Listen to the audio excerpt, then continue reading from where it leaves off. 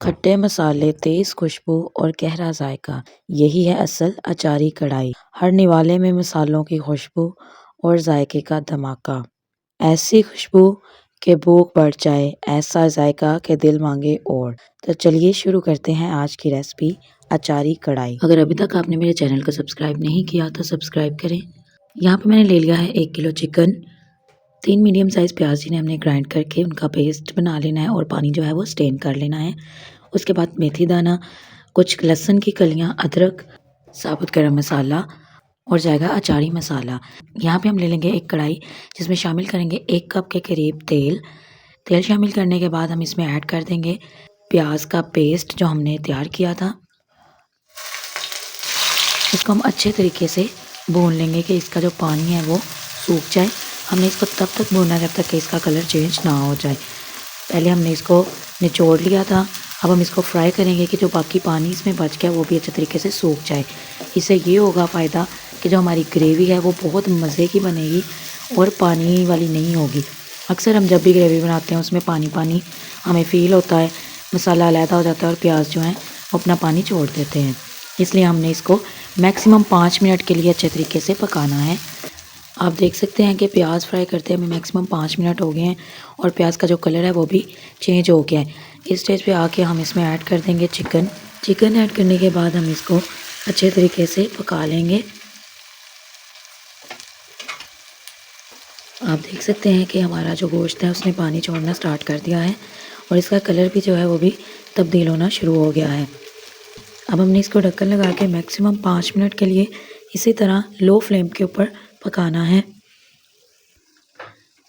आप देख सकते हैं 5 मिनट हो चुके हैं। आपने फ्लेम को बिल्कुल लो रखना है, हाई नहीं रखना, नहीं तो गोश्त जो है वो जलना स्टार्ट हो जाएगा। आप देख सकते हैं पानी लगभग सूख चुका है। इस स्टेज पे आके हम इसको अच्छे तरीके से हिलाएंगे ताकि जो इसका थोड़ा सा पानी बचा है वो भी अच्छे तरीके से सूख जाए। उसके बाद हम इसमें शामिल कर देंगे लहसुन अदरक का पेस्ट जो है 2 चम्मच और फिर से इसको पका लेंगे ताकि जो लहसुन अदरक का कच्चापन है वो भी ख़त्म हो जाए और एक अच्छा सा फ्लेवर निकल कर आए। 2 से 3 मिनट हम इसकी लगातार बुनाई करेंगे। मैक्सिमम 2 से 3 मिनट हो चुके हैं। फिर हम इसमें शामिल कर देंगे 1.5 चम्मच के करीब नमक। नमक आप अपने टेस्ट के अकॉर्डिंग कम ज़्यादा कर सकते हैं। उसके बाद हम इसमें शामिल कर देंगे दड़ा मिर्चें जो हैं 2 चम्मच। उसके बाद हम इसमें शामिल कर देंगे साबुत मसाला जिसमें 1 तेज़पत्ता है, 1 बादियान का फूल, 3 से 4 अदद लौंग और 1 सूखी साबुत मिर्च। इसको हम अच्छे तरीके से पकाएंगे। घी में हमने इसलिए फ्राई नहीं किया, हमारा साबुत मसाला जो है जब हम घी में इसको फ्राई करते हैं तो ये जल जाता है। जब हम इस तरह इसको शामिल करेंगे तो इसका अच्छा सा एक फ्लेवर निकल कर आएगा और खाने में भी अच्छा लगेगा।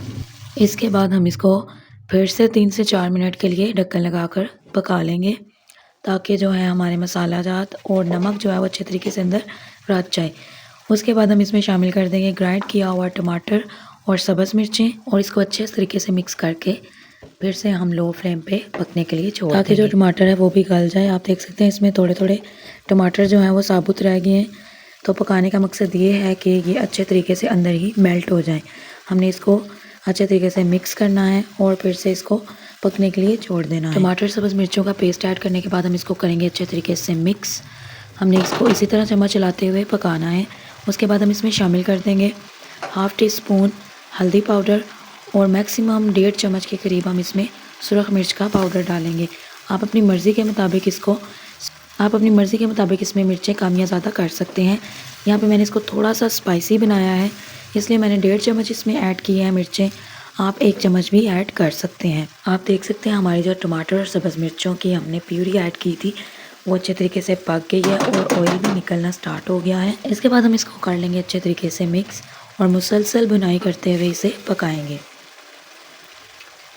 इस स्टेज पे आके हम इसमें ऐड करेंगे तकरीबन 2 कप के करीब पानी और इसको फिर से ढक्कन लगाकर पकने के लिए छोड़ देंगे ताकि जो हमारा गोश्त है वो अच्छे तरीके से गल जाए और एक अच्छा सा फ्लेवर इसमें आ जाए और जो हमारे टमाटर सब्ज़ मिर्चें थे वो भी अच्छे तरीके से पक जाएं।